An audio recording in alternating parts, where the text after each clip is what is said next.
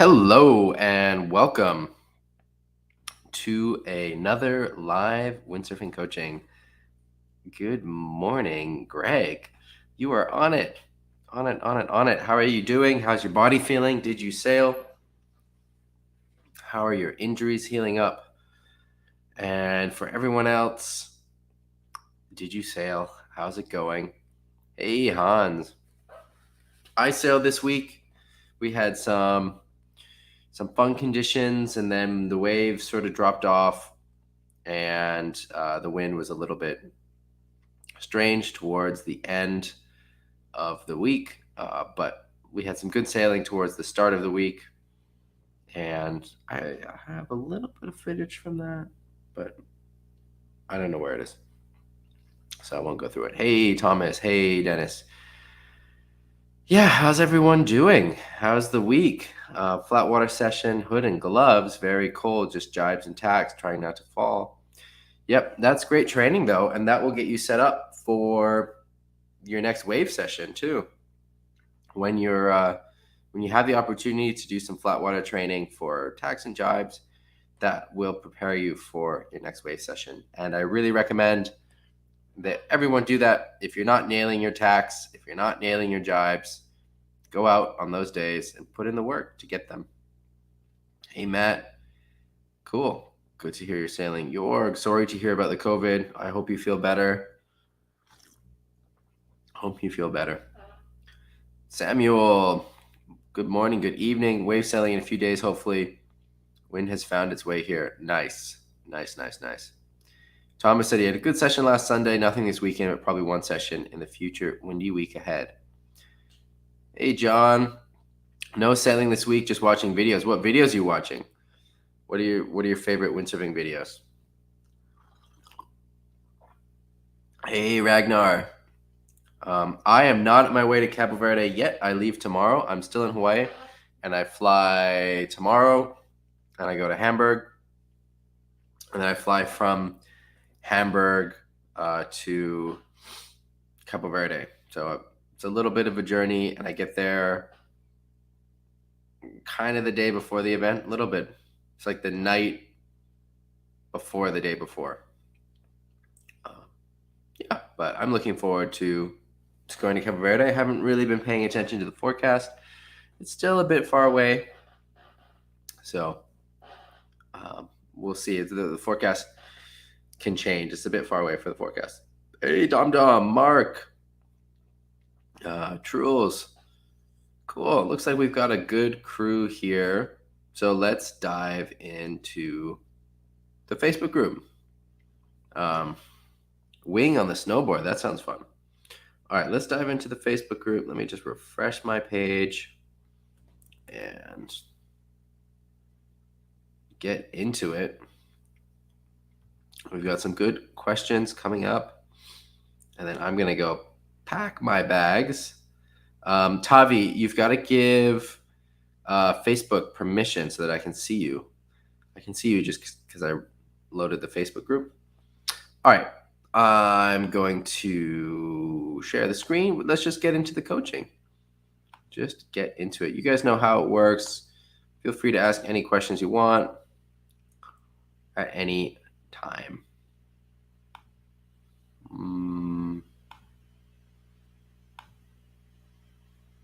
Let's do it like this.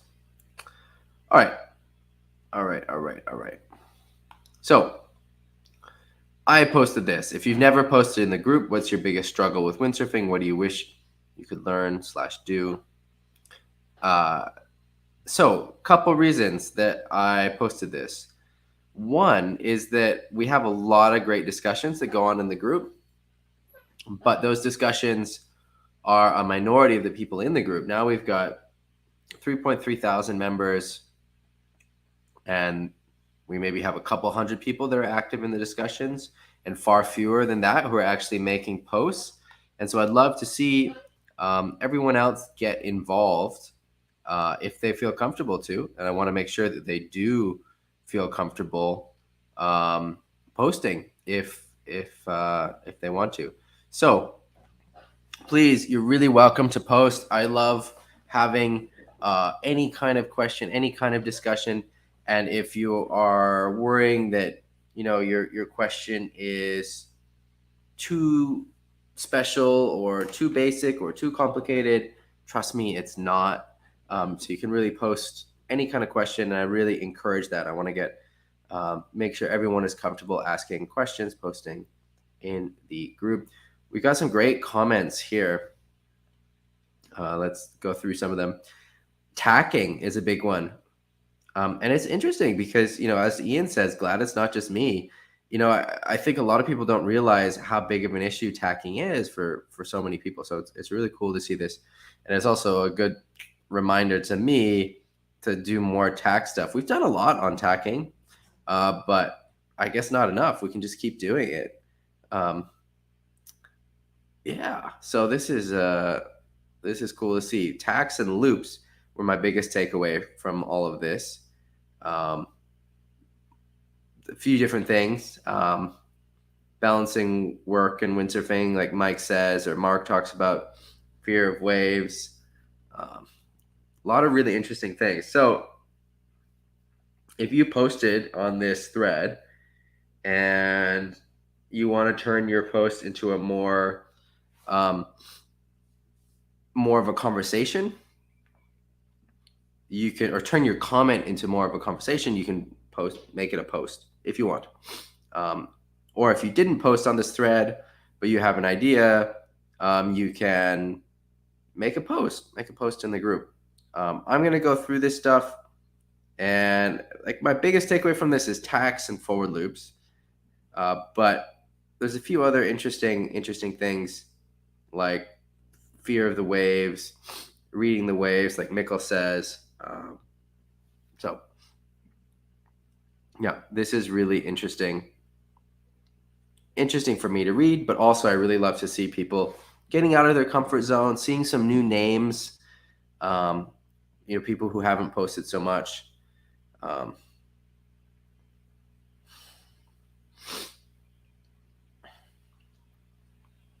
Yeah, lots of good comments. Cool. Thank you for everyone that commented on this thread. I really appreciate it. Han says, the issue I had with tacks in the past was that I only practiced them when I needed them. The thing got much better by making it my standard transition for a while. Yeah, and then that fits in with what I was just saying about using flat water days to train your tacks. All right, going through the coaching. This is an old video from Don Dom. Don posted this and asked if this is a textbook position. I would say yes for a stalled forward. This looks pretty perfect. Hey, Edwin. Cold session today with side-off wind, focused on good carving top turns. Nice. Love to hear your progress. Edwin is a ripper that's been in the group a long time. I love to see the progress. That goes for all of you guys. I love seeing the progress. That is what makes me happy. All right. John asked about loop and go extensions, which I'm a little bit curious what the fascination is with the loop and go. You say maybe, like, if you learn how to thread your extension to the sail properly, you can do it quite quickly. Maybe you save 20 to 30 seconds with a loop and go when you're rigging. Maybe 20 seconds when you're rigging, 10 seconds when you're de-rigging, so maybe 30 seconds per session. If you have 100 sessions per year, which is a lot of sessions, maybe it's realistically more like 60 sessions a year, then you're saving 30 minutes, so you're getting 30 more minutes on the water in a year, an extra 30 seconds a day. Maybe that's worth it. It's not nothing, right? But I don't know. I guess I don't necessarily see the point for myself with the trying to get a loop and go extension, but there's definitely a way to make it work. I know, John, that there are people who use the Duotone XT extension with the Ezzies, with the D-ring, because Ezzy has a removable pulley, and so you can switch it out with a D-ring. So I guess that's what I would what I would say is get a D ring and then the duotone thing. Yeah.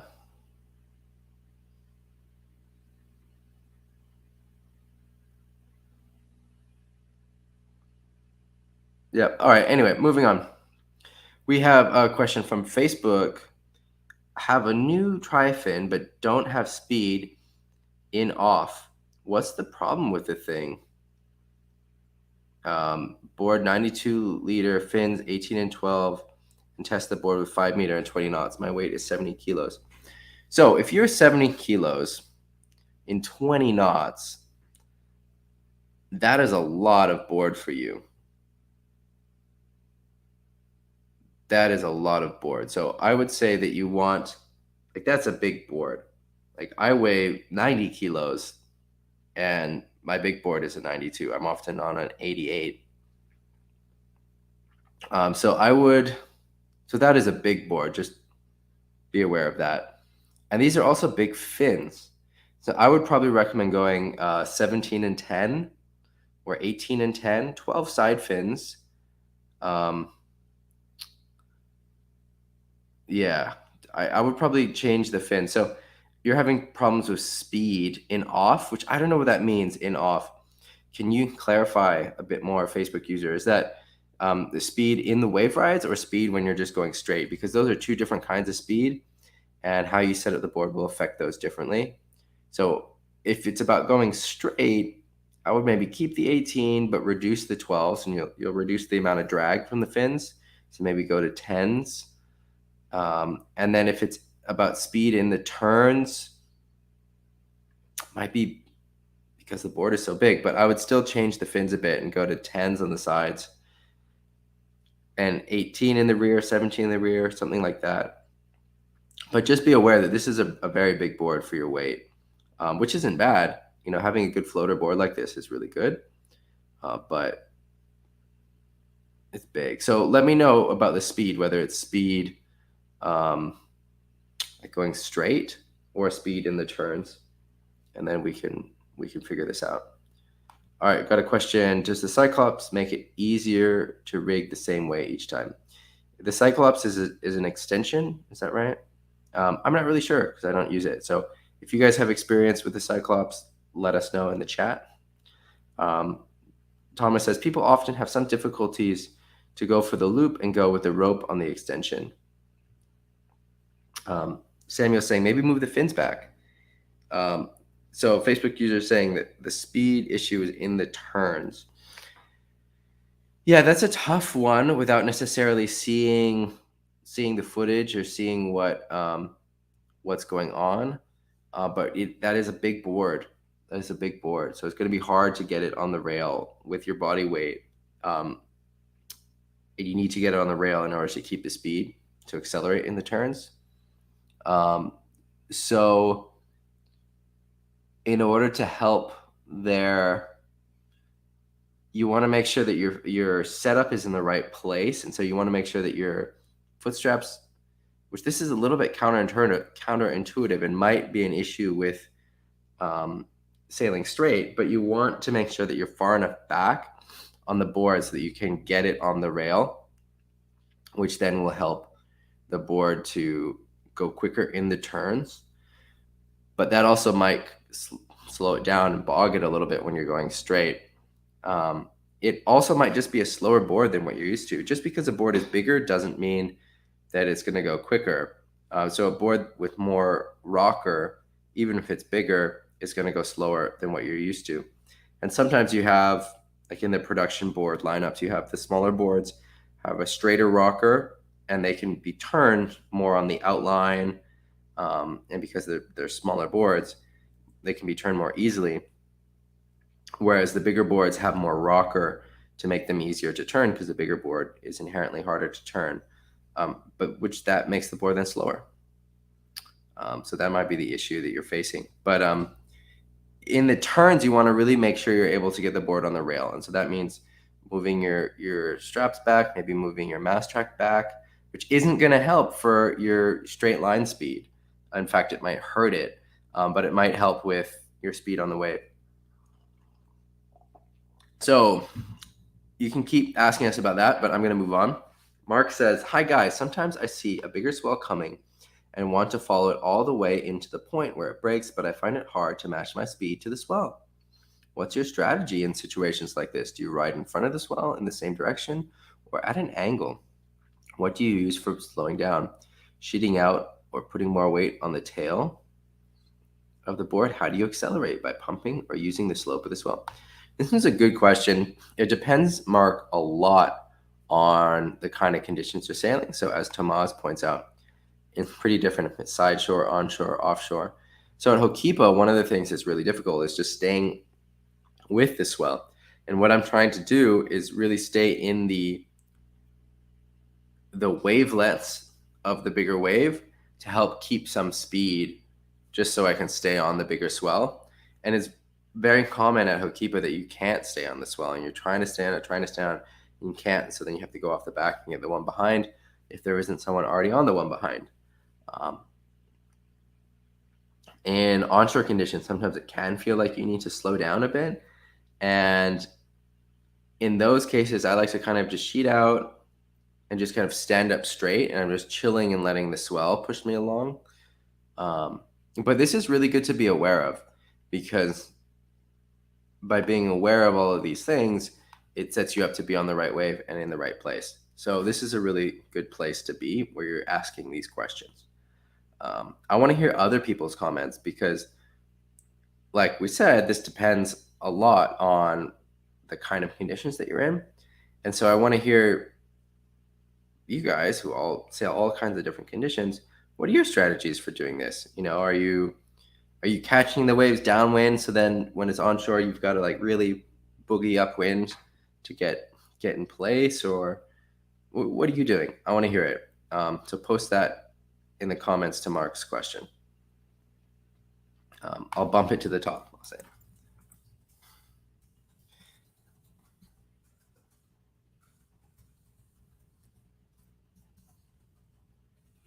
Okay. So that'll bump it to the top so you can find it easily in the group. All right, Tomas shared this video with me, which I thought was interesting. I had never seen it before. There's a guy that just films Hokipa videos, which is kind of cool, and we can watch a little bit of it. All right, sound is off. So this is Hokipa the other day. The footage is a little bit blurry somehow. This is me. I remember this wave, and this was a little bit annoying. Like you can see, I'm just blowing down the whole wave just to hit this one section.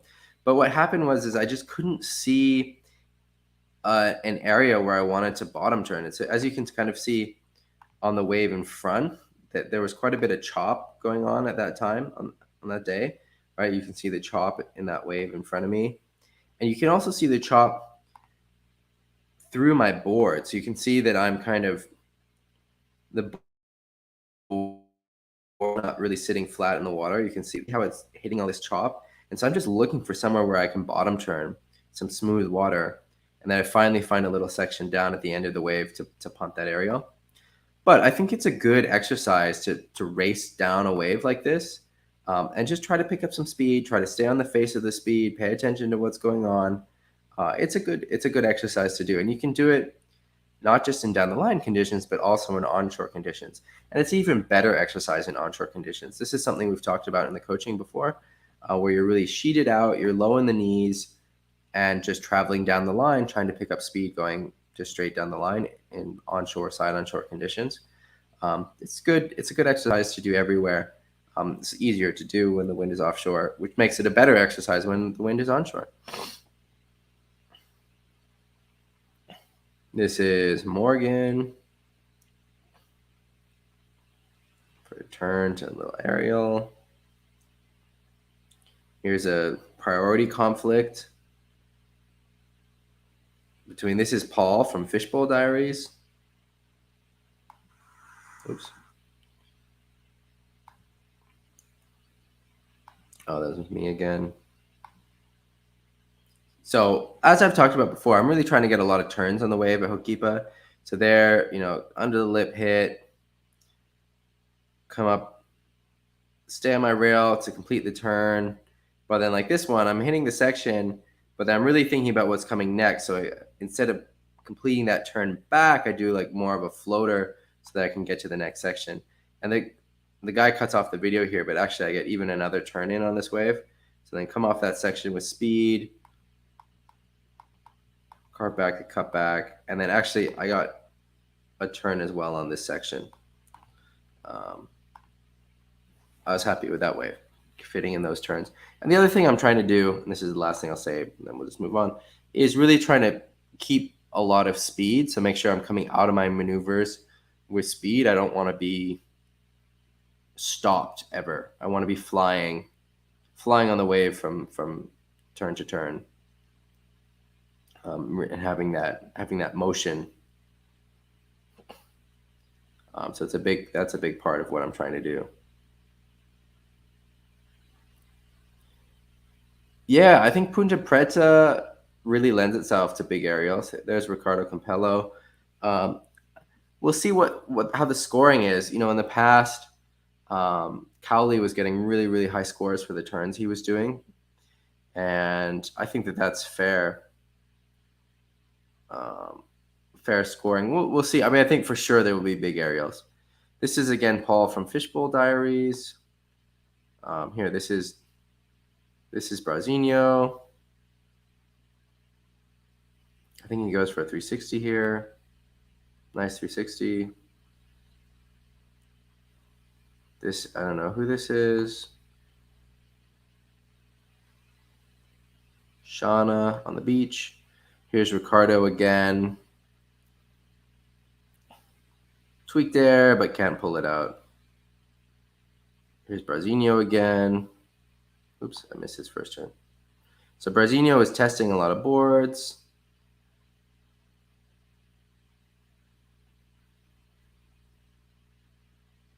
I like this last turn. I'm not crazy about that second turn, but that last section was kind of tricky to navigate. This is me again. Trying to go fast. I don't hit this next section. I remember this one.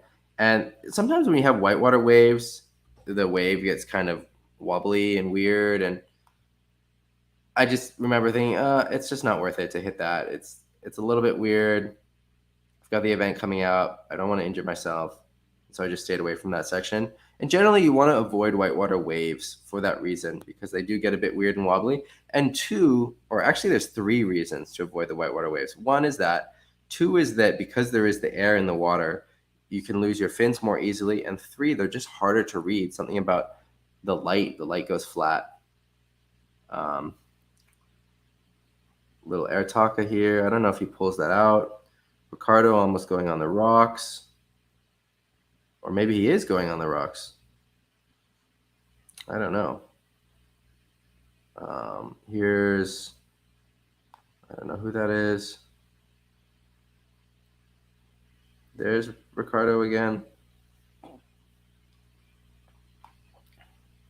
I hope this is playing smoothly for everyone.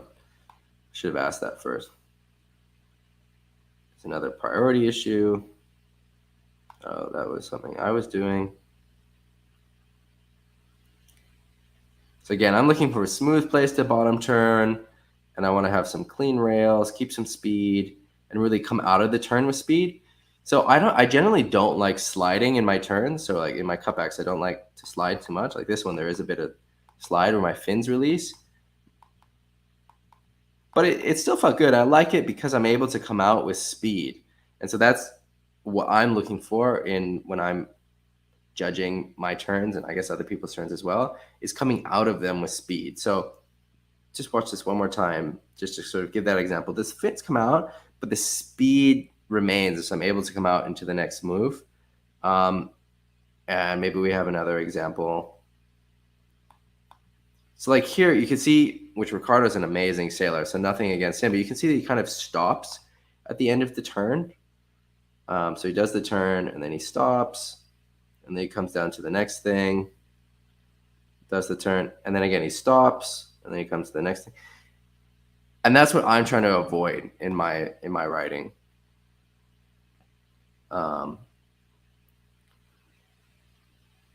There's Brazinho. Looks like he's struggling with that board. I know he was testing a lot of different boards, trying to get ready for Capo Verde. I was going for a Taka there, but messed it up. And then going for a Hangover, which is like a grubby off the lip, which didn't quite pull.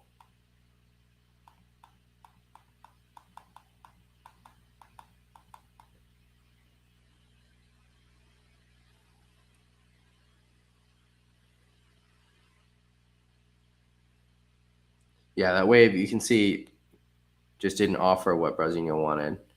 360 off the back. All right. Paul again from Fishbowl. He's been sailing really good. You can see really nice timing here. You can see how he keeps the speed out of this section, just by connecting with the wave. And it doesn't look super dramatic, but this is a really nice top turn, bottom turn combination. He carves out of this bottom turn, times the section so that it gets him the high five and throws him back out. And there's not a lot of spray. It doesn't look super dramatic, but this is a really nice, impressive turn, actually, from Fishbowl Paul. So I like that.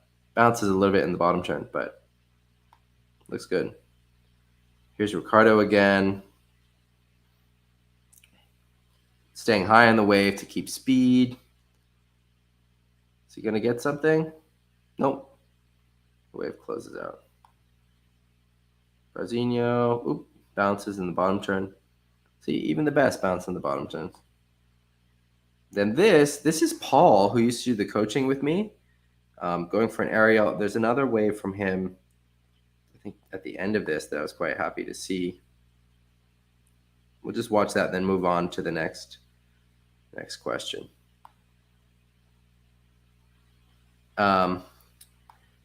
So this is a cool one from Paul because he really times this section here to catch that power and does this little aerial back inside the wave.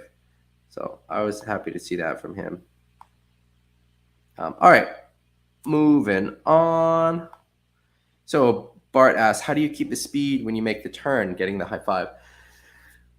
There's two elements to that.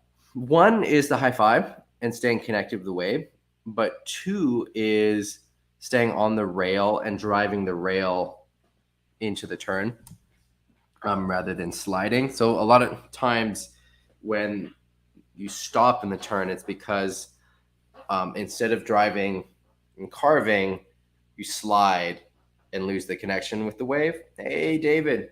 Or just sort of thud. Even if you're not sliding, you're not carving. And so by carving, you keep your speed and have your acceleration. You can do kind of half carve, half slide turns. But in general, you're trying to stay on the rail. And instead of traveling down the wave, you're trying to...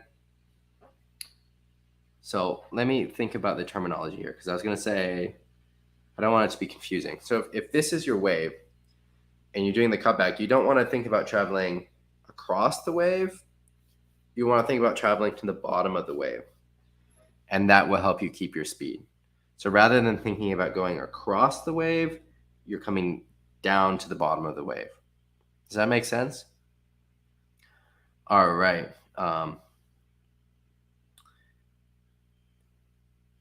Yeah. All right. So cool comments here. I like to read these. John asks, which video cameras do you recommend to fellow windsurfers? Intuitive, easy to use. This is a good question. 500 euro budget. I know some people like the Sony. There's a Sony that kind of fits in that budget. The Sony, I don't remember what it's called. I've got the camera that I use is a bit more expensive than this, and it does have a good zoom, but it's not going to fit your price range. There's a good Sony for this price range, and I've never used it, but their reviews are good. I can't remember the name, but if you check the Sony lineup, you should be able to find it. And otherwise, there's some great recommendations here. John asks, any coaching points for going out, jumping, not losing speed? So, John, my question to you is, are you trying to just get out without losing speed? If so, it's better just not to jump at all. And what you want to do is steer downwind or upwind to avoid the places where you feel like you have to jump. And someone says that in the comments here. Let's see what the comments are. Um, yeah, I think that's what MFT's point is, which is that don't be afraid to look downwind for flat spots, and you can look really far downwind for flat spots where then you're not going to jump, but then you're kind of zigzagging on the way back out, on the way out past the waves, to avoid jumping, which will get you out quickest. So I'm not sure if that's exactly your question, John, but sometimes if you're not trying to do jumps, then don't do jumps. Like, don't do half. Like, if you want to do jumps, go do jumps. But if you're just trying to get back on the outside of the waves to catch another wave to ride in, then don't do any jumps and look for areas that are flatter. Absorb the waves with your knees. You can go downwind, upwind, kind of zigzag to find the best path out through the breaking waves to get to the outside. And then if you do want to do jumps, go all out and do the jumps. Do it 100%. This is a nice position. I like how tucked up you are. John, one of the next steps for you is to do head back jumps. That's what I want to see, where you're just throwing your head behind you, throwing your head and your whole upper body behind you as well. Try to get your head back and your pelvis up, arching your back. And that is a jump that I recommend for everyone that is at the ability where they're able to do controlled jumps like this. Do the head back jump. And there are a few reasons. I'm hesitating to even say the reasons, because I think it really surprises people what it feels like for the first time they try it. But it changes the dynamics of the sail. It changes the dynamics of your balance. That's all I'll say for now. And then I want some people to try it. And it's basically just throwing your head back. I wonder if we can Google it. What would say head back jump windsurf?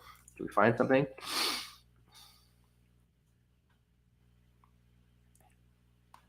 Yeah, here's one at Gem Hall. Yeah, the layback jump.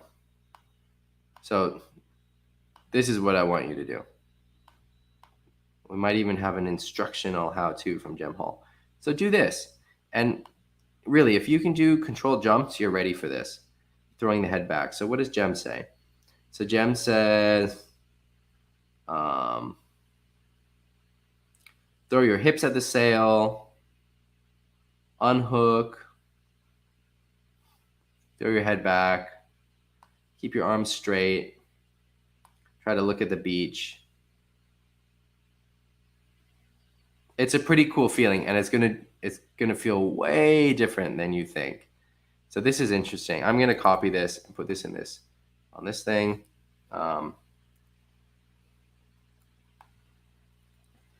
So in addition to my comments on the live stream, try head back jumps. And I recommend this really for everyone. It's a great exercise, as long as you have some comfort jumping.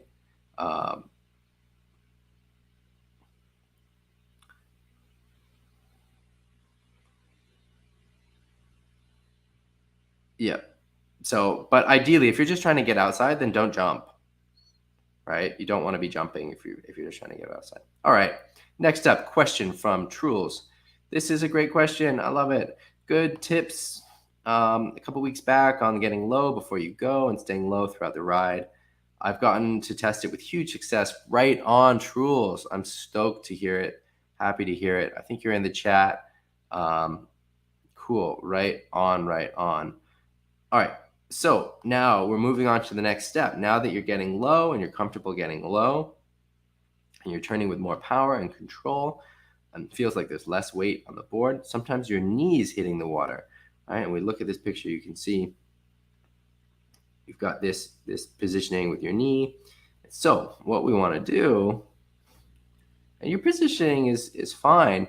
So this is great, but what I want to move into is getting into the next step. And so if we look at your body, you're very, very upright. We want to get that leaned over. So use the body to lever the board onto the rail. And here we've got some pictures that I posted. So this is what you don't want to be doing, where you're upright and extending the knees and flexing the ankles to get in this position, which will put some power on the board. And instead, what you want to do is stick the butt out. You still have good bend in the knees, and then lean over, bend over. So your body's not upright. You don't want to be upright. You want to be leaning over, and then all of your power is acting like a lever to turn that board on the rail to get it carving. And so like in this position, you can lean a bit towards the wave. You don't have to lean a ton in the beginning, but just leaning a bit and getting out of that vertical axis, which is balance, right? And you don't want to be balanced. You want to be bent over on the rail so that you're turning, so the board is on its side.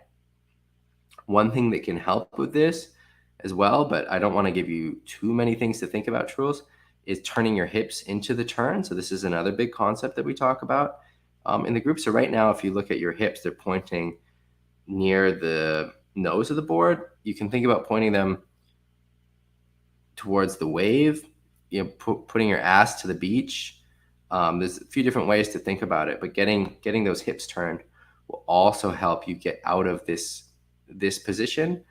So those are the two main things I want to see. And it's the next step, right? So this is all about building blocks, whatever we're learning. And so you learn one skill, master it feels great, your riding improves, and then it's time to learn the next one. You go back to being a beginner again. And so if you want to improve really quickly, you have to really appreciate and love that beginner mindset where as soon as you master something, it's time to go back to the beginner stage and learn something new. And I love seeing this. I love seeing the progress. And when you're ready to tackle the next challenge, Truls, it's about getting some lean, so leaning into the turn, not being so upright, and then turning those hips into the wave, into the turn, ass to the beach, however you want to think about it. And that will help get the board on the rail, because ultimately that's what we're trying to do, right? Is we're not trying to turn the board like this, we're trying to turn it like this. Cool. I hope that is useful. All right. Moving on. Leonardo asks, how do you choose the moment to jibe out? Do you check the other waves coming? Do you jibe on the whitewater when the wave closes? Or is it better before the wave closes? When is the moment in which you say, okay, the fun has ended, let's go out to look for another wave? This is a good question. And I think, unfortunately, Leonardo, the answer is it depends. In some places, I like to ride the wave until it's whitewater, then ride the whitewater in and do my transition and go back out again. In other places, I want to get off the wave while it's still breaking to avoid rocks or to avoid currents or to avoid shore break. And so sometimes I think the reasons that you get out of the wave before it's fully broken are to avoid something. It's to avoid rocks. It's to avoid being too close to the beach. It's to avoid having to go out through the shore break again. It's to avoid currents. It's, there's a reason that you want to get out early that will make the rest of the session easier. Otherwise, I think most times you do want to ride the wave all the way. And so I think that's probably the answer, and that probably applies to most places. So, and it depends on the day, it depends on the tide. Like, for example, in Tenerife, with low tide, sometimes you've really got to get out of the wave because then the water's only this shallow. And other times you can, ride the whole wave, maybe when there's higher tide, and then sail in with it, with the whitewater. So I think the reason you get out earlier in most cases is when you're trying to avoid something. And that something might be shore break. And this is a really big one that I've talked about before, is like, if you've got difficult shore break, don't go through it twice. Just get out the first time and stay out and ride the waves. And it's a mistake I see a lot of people make, and it really messes with their sessions because they go out through the shore break, catch a couple waves, and then come in again and have to go out through the shore break again after 20 minutes of sailing, and that's really hard to do. And so it's a lot better to get out through the shore break, ride the waves, driving out early if you have to, for an hour or an hour and a half or however long you want your session to be, and then come back into the beach. So I think that's kind of how I would think about it. Right. Moving on, we got a question from Chris, who asks about going on a surf trip to Portugal. And there's a lot of great answers here. I don't have experience with Portugal in February when he's going. Is he going in February? Yeah, end of February. And yeah, but Portugal's amazing. I love Portugal. So have fun, Chris. Take photos. Let us know how it goes. John says that he heard a rumor that the brands are going with slot box for all their production boards. I don't know. I've been using slot boxes on my customs, on my productions, and I've been happy with them. There's a lot of people that really don't like slot boxes, I can tell from these comments. But I've been really happy, and I was really happy when I switched from US to slot box. And someone said, when I said that in here, that to be fair, I get newer boards sooner than most people, and that's true. But also on my Maui boards, like I've had my main board for how many years? 4 years? 5 years? 4 years? I've had it for a while, and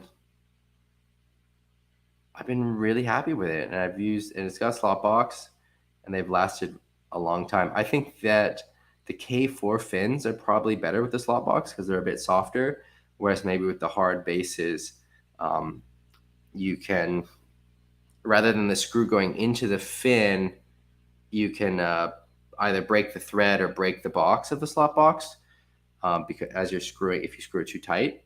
Whereas with the K4 fins, that's not really an issue because the screw just goes into the plastic. And I use the K4 fins, so that might also be a difference for me. But anyway, what I want to say is it's not the end of the world. I've been using Slotbox for a while. Yep. All right. Olaf posted this. There's a sailing spot in Tyree that needs support. There's a change.org thing.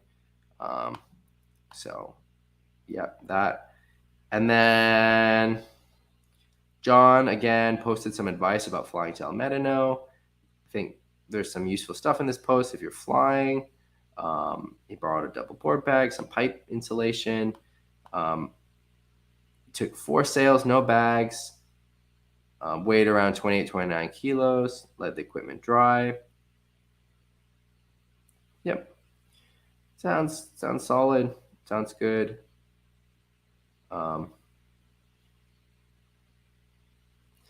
And sounds like it was just what Matchek needed to hear. Few people posting on this old subject. Thomas says, last Sunday I wanted to test something to improve my forward technique. Actually, I don't turn enough my head and back enough. So I tried the Graham Ben Profit technique, and it worked pretty well, except he is not getting very high. What's the secret? I think you learn the technique, and then you work on getting higher, and you want to have a good size ramp to do it. Another trick to getting higher in whatever you're doing in windsurfing is you crouch down before the ramp, and then as you're going off the ramp, you're standing up, standing tall. And just thinking about getting small and then tall as you're going off the ramp will help you get higher, whatever you're doing.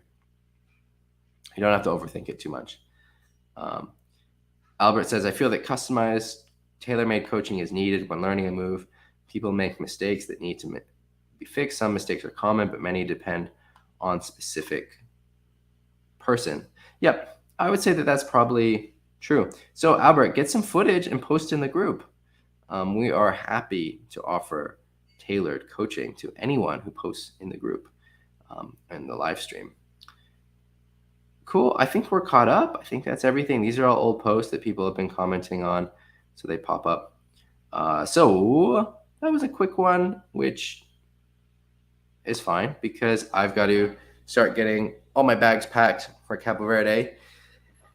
Heading out tomorrow. Thank you guys for joining. And again, just tracking back to what I said in the beginning about the Facebook group. If you haven't posted, please do a post. Talk about If you're comfortable sharing about something that you're struggling on or are working on, do a post and you'll be amazed at the community that forms around your post. For example, there's so many people working on tax. I love to see it. So do some posts if you feel comfortable sharing what your struggles are, what you're working on in windsurfing.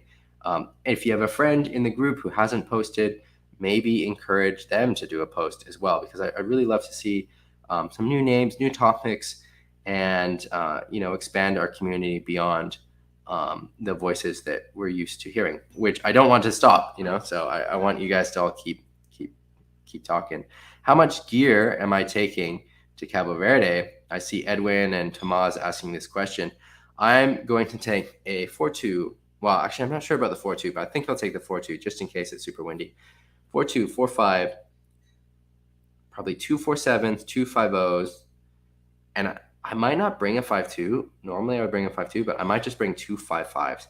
I really love the 5.5 Ezzy Wave, and I really love the 5.0, and the 5.2 also, but I find the 5.0, 5.5 is actually a pretty good jump for me. And so I'm happy to, I think I'm going to skip out on the 5.2, and I just have the 2 5.5s and the 5.0 and the 2 5.0s. And I want to have those backups, and I'll bring some extra mass for that stuff. And I'll also probably bring quite a few booms. Normally I'm bringing a lot of booms anyway for a competition, but just in case something breaks, I'll probably bring 5 booms. It's going to be a lot of gear, which I'm really not looking forward to traveling with. I have some of that here, some of that in Cabo Verde. And then I'll bring 4 boards, which is also more boards than I would normally travel to an event with. I'll bring my 84 Hokipa board, my 88 Hokipa board, a 95 old board that we talked about the last time on the stream. I think I was talking about it. And then an 88 liter decurve production board to have as a backup all-around board. Yep, so that's what I'm bringing. Thank you guys for wishing me luck. Will I see you before the event? I think the event starts on that Sunday, so we'll have to see how the live stream works given the event. Josh Angulo is competing. Yes, he organized the event and he gave himself an organizer wild card. So that will be cool to see. I have a lot of respect for Josh and his riding. Cool. Thank you guys for all the support. I really appreciate it. Dana Miller, cool. Getting some good sailing in. Cool. I'll be thinking of all you guys as I travel to Cabo Verde. And I always follow the discussion in the group. Sometimes I don't have time to do the post myself, which is actually, I think, a good thing because you guys have so much knowledge, and I love hearing what you have to say to the posts that get posted in the Facebook group. All right, I'm going to sign off. Take care, everyone. Have a good week. I hope it's windy, and I'll see you in the Facebook group. Remember, if you haven't posted anything, feel free to post. If you have friends who haven't posted, feel free to encourage them kindly to post something, just to expand our discussion and see what people are dealing with, what they want to learn. It can be mental, can be about moves, could be anything. I really love the broad topics as well. Last week we were talking about limiting beliefs. Was that last week? Anyway, all right, I'm signing off. I'm going to get ready for my day. I hope you guys have a good evening, morning, wherever you are in the world, and a windy week. I'll see you next week. Bye.